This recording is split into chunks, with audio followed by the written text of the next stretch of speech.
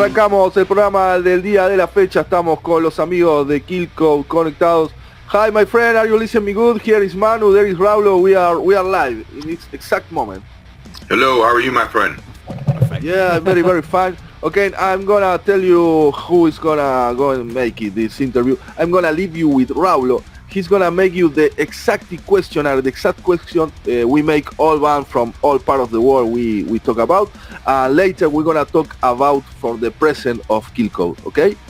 Okay, we have Bobby Flores coming soon. Oh, excellent. It's okay, no problem with that. See, I'm a bass player too, and I love the groove. So something is there. We are going to talk about the other things later. We are going to make some personal questions, and then we keep on with the band, the project. So please tell us your full name, where are you from, and how old are you? Tom Morrissey, the band is KILLCODE, and old enough to know what not to do and young enough to keep doing it. Perfect. I'm over 40, so I can understand perfect that. I'm going to make a little translation for the Spanish listeners. You are from New York. You're now living in Europe. New York City, yes. I'm actually half Puerto Rican as well, but my Spanish isn't that great. Bobby Flores is from Mexico, who will be joining us soon. Perfect. That is a group, maybe that kind of thing. Sí. Bueno, estamos hablando con Tom, es de la banda KILLCODE. Dice que tiene la cantidad necesaria de años como para seguir haciendo cosas y no arrepentirse de nada, también algo así. Y bueno, nos dice que es originalmente de Puerto Rico, pero está viviendo en Nueva York en este momento. And can you tell us which is your first memory of you listening to music? My first memories would probably just be at home as a child. My mother would be cleaning the house and blasting her music, playing different songs, everything from salsa, merengue to James Brown to Neil Diamond, many things. And my father playing his R&B and his classic rock. That would be my earliest memory. R&B, beautiful. That is in New York? Yes, New York City, Manhattan. Perfect. Mix, beautiful. Sí, beautiful. Bueno, nos estaba contando que hay una mezcla en la casa. La madre, sus primeros recuerdos escuchando música, la madre limpiando y haciendo las cosas de la casa y poniendo de todo, desde salsa hasta Neil Young. Y el padre sí escuchaba más cosas de rhythm and blues y ese tipo de cosas. And can you tell us which was your first instrument and which was the first song that you learned? My first instrument, well, I'm the singer of the band, but my first instrument that I learned to play was drums. I was the drum leader in grammar school. Also the lead singer in the choir, which is where I learned to sing. What was the second part of the question? I'm sorry. The first song that you learned. First song would have to be a church song. I don't remember particularly which one, but it would probably be a church song.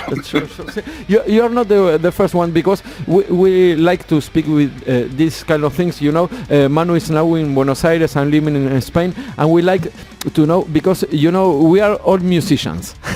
And so in some point, everything is like, we are musicians and we love that kind of thing. Sí. Y nos estaba contando, que él tocaba la batería en el colegio y también practicaba en el coro, y las primeras canciones que aprendió fueron canciones de iglesia. Entonces ahí más o menos está toda es el cantante de la banda, pero tocaba la batería, así que you have a really good ear. Maybe. Thank you. Sí. Sí. And this is to a personal question, but we make it all the people around the world. When you were young, which kind of people do you meet? Do you play with, because we are musicians, and you play with another musicians or not? Well, growing up, when I grew up in New York City, is actually the birth of hip-hop and rap music, where it was starting. So believe it or not, that's where I first started, and my friends were people in the hip-hop community, breakdancing and singing as well. Sure. But as far as the rock and roll and the band members, I started meeting them my early teens, as far as doing covers and just jamming in the garage and stuff like that. Oh, beautiful. Here is Bobby. Hello, Bobby. Hi, Bobby. The bass. And Bobby does speak Spanish. Okay, it's okay. It's the same. No problem with that. Bobby, estábamos hablando un poco de los inicios de cada uno, de la infancia. You can understand me. in Spanish. Yeah. Ah, perfecto. Y estamos hablando un poco de los inicios, todo. Vos sos bajista. Manu está viviendo en Buenos Aires en este momento. Yo estoy viviendo en Barcelona, en España. Y queríamos hablar un poco de los comienzos, cómo fueron tus comienzos con el bajo, si habías tocado otro instrumento y con quién jugabas cuando eras chico. Si eran con músicos o compartías con todo tipo de gente. Pues empezando con bajo, tomó tiempo. Yo empecé con guitarra porque pues tenía un tío de mi madre que murió. Y como mi padre, él vio cómo me afectó, ese día nos fuimos a hacer unas compras y estaban vendiendo una guitarra en esta tienda. De ahí me compró esa para calmarme ahí. Y nada más para quitarme eso. Con eso me la compró, luego porque ya sabes, siempre hay uno que quiere empezar con guitarra. Pero ya con guitarra uno como cree que sabe qué está haciendo, ya sabe, pues tocando todo pesado y no sabes qué está tocando. Ya en tiempo aprendí solo nomás cómo tocar y tratar de empezar un grupo era, ok, yo voy a tocar guitarra. Todos tocan guitarra. Ok, falta un cantante. Ok, yo voy a cantar y tocar guitarra. Ok, falta un bajista. Ok, voy a tocar bajo ahora. Ya cambié todo. Y se pasó cambiando hasta que me estaba muy confortable con esa área y la verdad que me tocó más mejor que tocar guitarra. Ahora cuando yo toco guitarra no me siento tan confortable, claro, como soy con bajo. Muy bueno. Me toca muy natural. Sí, estábamos hablando recién, yo soy bajista también y el groove que hay en los temas de KILLCODE son espectaculares. A mí particularmente me gusta mucho ese swing, esa cosa que hay por abajo que está muy bueno. Bueno, y también otra pregunta que hacemos es ¿cuál fue which was the first concert that you went? El primer concierto al que fueron. My first concert, my first concert ever was actually, again, it was in New York City. Hip hop was Run DMC. And my first rock concert was the Allman Brothers. Allman Brothers, why? Run DMC. So you can see my two worlds, how they're the mesh. No, but that's actually a good plug-in for the remix right there. See, no, the afterbeat that you have in your music, I can feel that. Sí, es espectacular, Run DMC, Allman Brothers. Y Allman Brothers, muy guay. Sí. Wow. And for you, Bobby. First concert was era Mudvayne. ¿En serio? Mudvayne, and sí. En ese tiempo se llamaba The World. Sí. Antes de eso era WWF New York en Times Square. Sí. Ese fue el primer concierto que fui. Sí. Y estaba lo hicieron en vivo en MTV2. Cuando miras MTV2 cuando tocaron Mudvayne en el 2002, voy a decir, tú me puedes encontrar ahí crowdsurfing. Excelente, gran bajista también, Mudvayne, ese Ryan, olvídalo. Increíble. Wow, qué mezcla. Pero lo que pasa es que Manu seguiría hablando 1000 años porque bueno, yo también tengo más de 40 años y vengo de toda la explosión del álbum negro de Metallica en adelante, todo lo que fue el crossover, bueno, de Korn, Deftones, de todas esas cosas. ¿Se vivió toda esa mezcla en Nueva York o fue en Nueva York estaba medio apartada, ¿no? Era más hardcore la escena, quizás con Biohazard. ¿Se escucha? Sí, se corta un poco ahí. Sí, ahí está. Pero bueno, la pregunta era porque específicamente en Nueva York cuando ustedes estaban creciendo, bueno, la mezcla de todo eso, yo en Argentina, o sea, había una escena hardcore en Buenos Aires más que nada muy pequeña, pero explotó el álbum negro de Metallica y después vino Korn y todo eso. ¿Se vivió lo mismo en Nueva York o había Biohazard era muy grande? Porque no nombraron a Biohazard. No, sí, Nueva York, New York es melting pot, right? Yeah. Nueva York se explotó, mira, depende, Nueva York es como, puedes caminar como 10 minutos y va a cambiar, es como un sueño, cambia todo. Ahí va. Como un área es hip hop, claro. luego es punk, Pero antes, pues no es igual como no es como era antes, Sí. que había más ritmo con rock y punk y todo eso, pero ahora no está tan pesado así, ahora es un poco más corporate. Ahí está. Pero todavía como hay sus áreas, ¿sabes? Ahí va, Hay sus perfecto. clubs. Muy Y interesante. Claro. Sí. siempre fue así aquí. Después vamos a terminar hablando un poquito más de la escena, pero perfecto todo. Ya nos empezamos a meter en la banda. Bueno, ¿y cómo empezó? How did KILLCODE begin and why you put that name to the band? KILLCODE started with myself and Chaz, one of the guitar players. We have two guitar players, Chaz and DC. We were in a band briefly together called Dirty Rig, which was on Sony, and it wasn't going exactly the way we envisioned it, so we decided to start our own band, KILLCODE. KILLCODE was a military term, which after the military shoots a bomb somewhere and wipes out everything, they send in the KILLCODE to make sure everything is done. So we thought it was a good analogy for our music because we don't leave anyone standing after a show.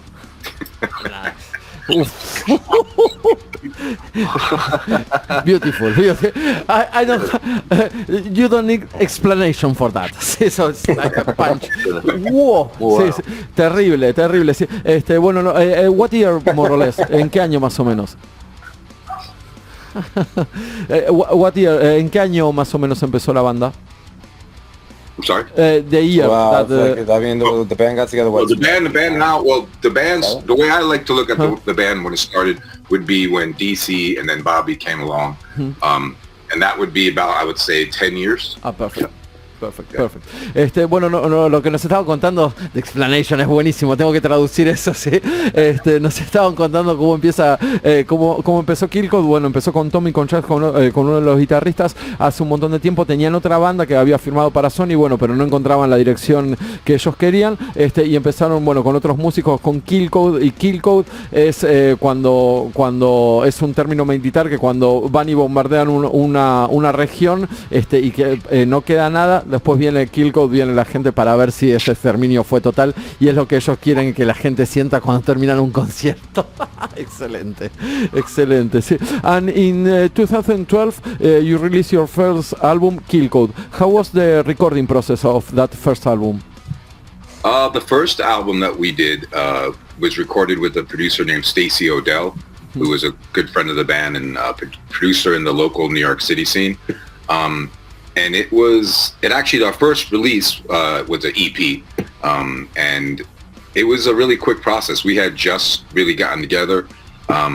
It was one of the few times, even to this date, that I can say we went in and recorded the whole thing and finished in like a week. Whoa. And it was all brand new songs, obviously, that we had just written. And it kind of set everything off. I think it was good that it kind of captured us in the moment, you know, our real essence, without overthinking or spending too much time on the songs. But yeah, that was the first release. A la hora de pensar el sonido de las canciones, ¿lo piensan como cada instrumento por separado o como la canción tiene que sonar en esta dirección? Cambia. Ahí va. Sí. Eso cambia. Algunas veces Tom entra al estudio y dice, tengo una idea por una canción. O ya tiene las palabras. O algunas veces yo tengo una canción escrita totalmente. Yeah, total collaboration. So, ese es nosotros no tenemos un ritmo como hacemos la cosa. En lo que sirve. Es lo más importante.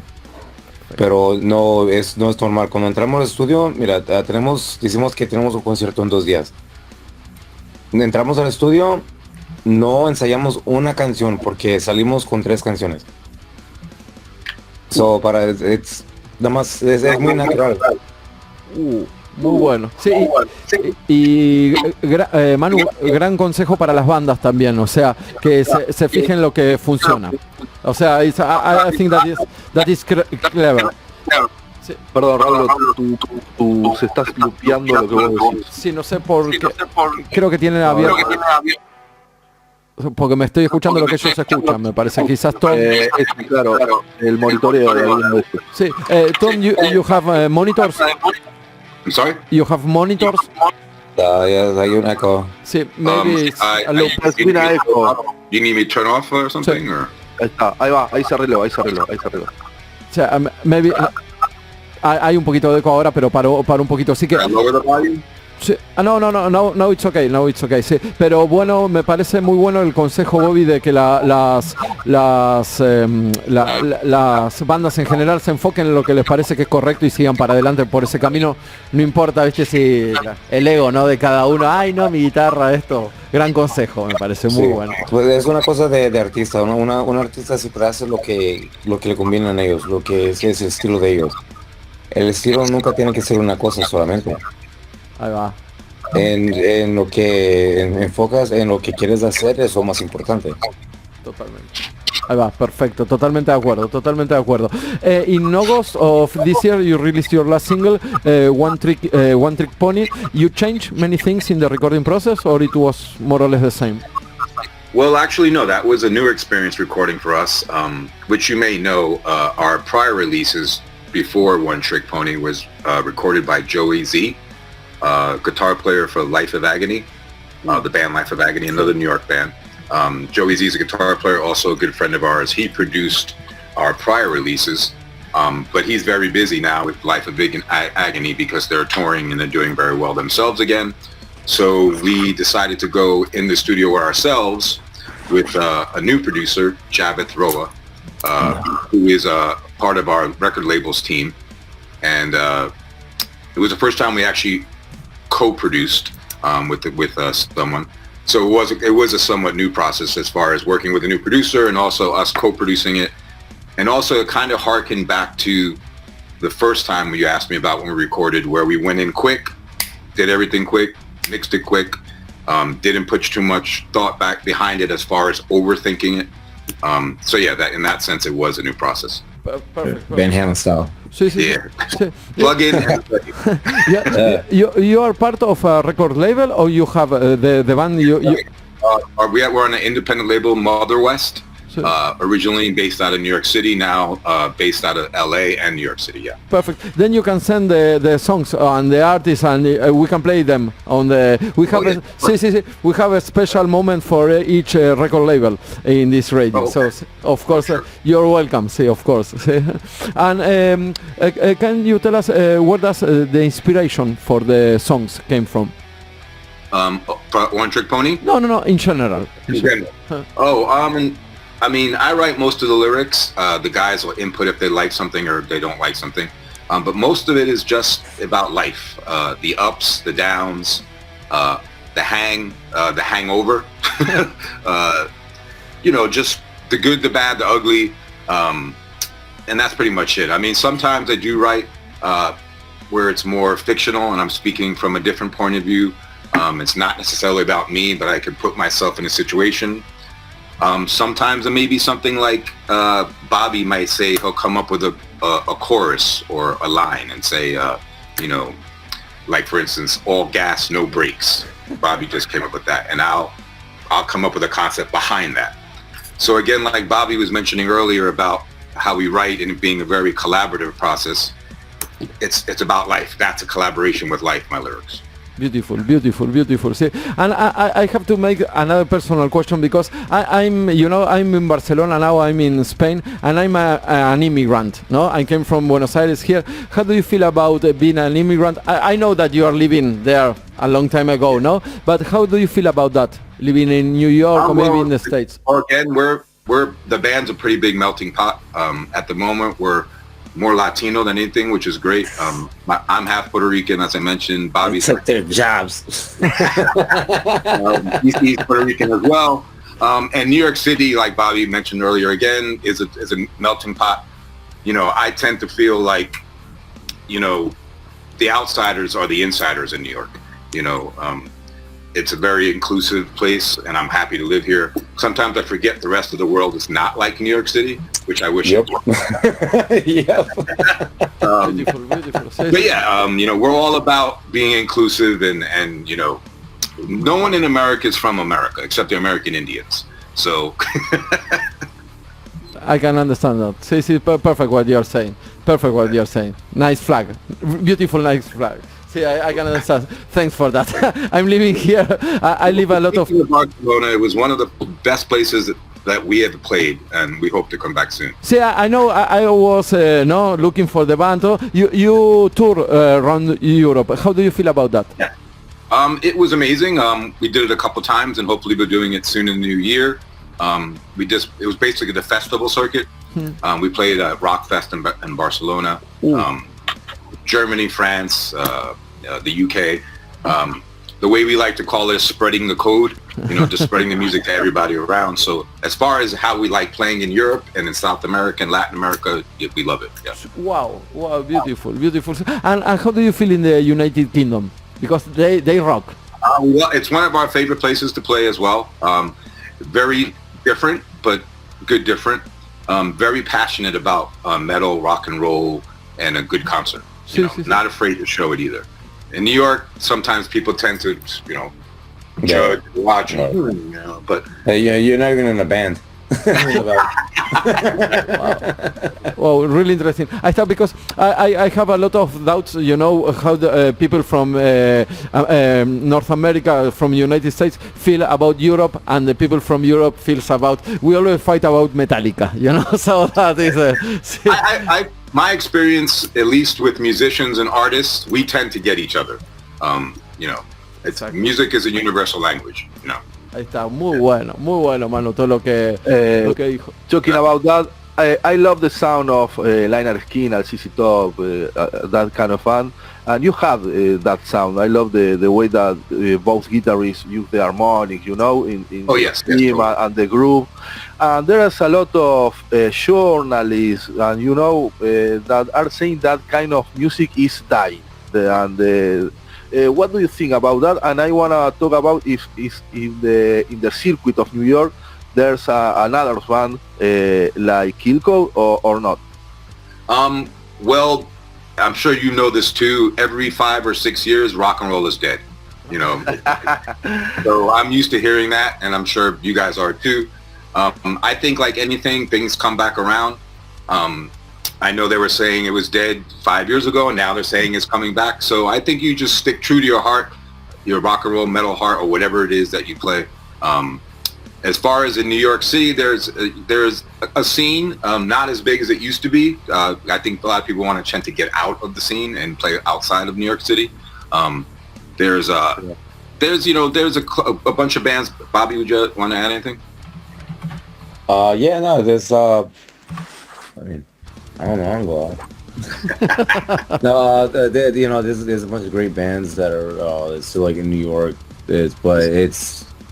You made a really good point that there's a lot of people that the standard's been set.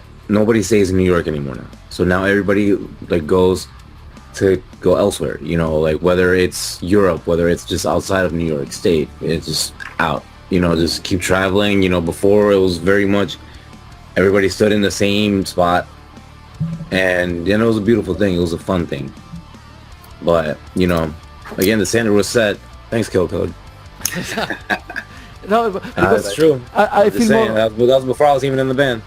But it happens more or less the same with Barcelona. Everybody loves Barcelona a few years ago, and now everybody hates Barcelona because problem. Exactly the same. I feel I can understand what you're saying. It's more expansion. They want to expand their sound, their fan base, so everybody just goes out for that instead. Just because uno cuando se acostumbra para quedarse a un lado, no va a ir a ningún lado.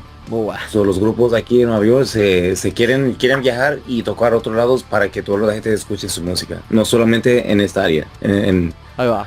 If I had to shout out a couple of bands that I do like in New York City, I have to say Eva and Her Virgins. Also, I'd like to shout out Honor Amongst Thieves, another good New York City band, and our boys in 10 Ton Mojo. Perfect. And all the bands I just mentioned are completely different from each other and different from us, which I like as well. Beautiful what you're saying. Perfecto. Muy Sí. loco lo que están diciendo. Todo, sí. No, sabes lo, perdón, I'm going to make a little talking about production, you know. I think, Manu, un segundo por el tema de la producción. Ellos tienen un sello discográfico y todo. Pienso que no solamente los grupos se están moviendo, como antes era más estático la escucha de la música. A long time ago you listen to music at home, for example, no? Now you can make it in your car, wherever you like, you know. And maybe the way that people listen to music change the way that bands, you know, produce and that kind of things. The touring, no, or the way that bands reach people. You know, you agree with that or maybe not? You're saying as far as how we produce the music? No. In general, for producing to get listeners, you know, it's not now. I'm not going to make a fan base in my region. I try to spread, no? Maybe. As far as how do we get the word out and how do we spread the music? In general. I mean, social media, like everything, is a big part of it. Sí. You know, we started the band in the MySpace days when it was still kind of open and free, no regulation, which for us back was the Wild West. Exactly. For us was great because we went from being local, you know, popular in New York City, but not anywhere else. And because of MySpace and social media, we had a really big fan base all of a sudden out of nowhere. Then things got regulated and things changed a bit, but it's still a main tool for us. Obviously YouTube and things like that. But we're kind of old school in the sense we're trying to get better with the social media stuff. We're about plugging and playing, getting out there live. If you don't get us after you see us on stage, then you're probably not going to get us. So we let the music do the talking. Excellent. From here, one would think that if you become strong in New York, you become strong worldwide, you know? Yes and no. We definitely had to make our mark here. We pretty much played most of the big venues in New York City at some point or another.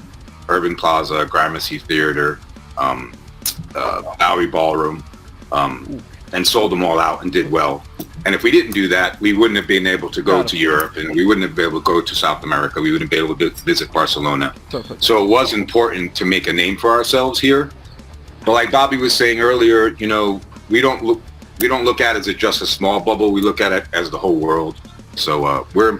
But Frank Sinatra said, "If I could make it there, I could make it anywhere." Yeah, exactly, my friend. Well, I mean, so to answer your question simply, yes, it's true, but it doesn't have to be. Okay. And how about Florida? Because the sound of the Southern rock has a lot to do with Florida. Today, Florida is still this kind of sound or not? Well, I can't personally speak on Florida. I'm not sure, Bobby, can you? Because it's not one of the more... No, it's just too humid. I don't like it. Too hot. I mean, I know Molly Hatch is from Florida. That's about it. Perfect. Beautiful. See, the next time that you came to Europe, I'm going to a show, and when you see someone Latino, it's like, crazy, it's me. So beautiful to meet you. We are running out of time. Sorry for this. And then we are going to check, and please send to us all the music that you want, and we are going to make a special list in our radio from the record label. If any of your listeners want to check out our music, if you go to KILLCODE.net, you can pretty much find the links to everything. Perfect. And also, you know, Spotify, YouTube, all those things. Beautiful. Just to finish the interview, we're going to play Ride. Excellent bass line. I love it. Excellent video, my friend. Excellent. We have a special surprise coming for you for the song Rise. Can you tell us something about that particular song? Something small about that particular song? Sure. That was a song that was a collaborative effort, again, with the band all together. Started with DC and myself. And it's basically about, obviously, that there's a lot of analogies with gambling in the song. I forgot. Let it ride. I forgot about that. Basically, you know, putting all the chips down on the table and going for it and letting it ride. Beautiful. Thanks for your time. We keep in touch, okay? And we are going to send you the interview and everything. Thank you very much. Bye-bye. Thanks. It's been a pleasure. Bye-bye. Llévatelo, Raúl, todo tuyo.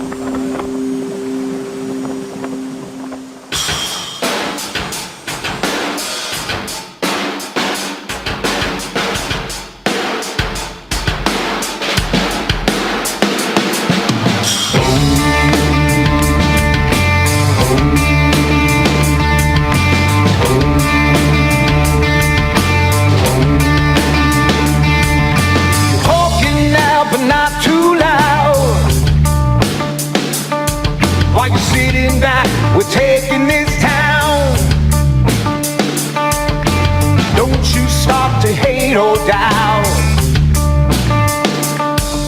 Just place your bets and double down. Let it ride, let it roll. Let it ride, where the dice will roll. We will never know, but this is how we roll. What beats luck is sometimes how lazy dreams come alive, don't doubt. Send you up to bliss and bow.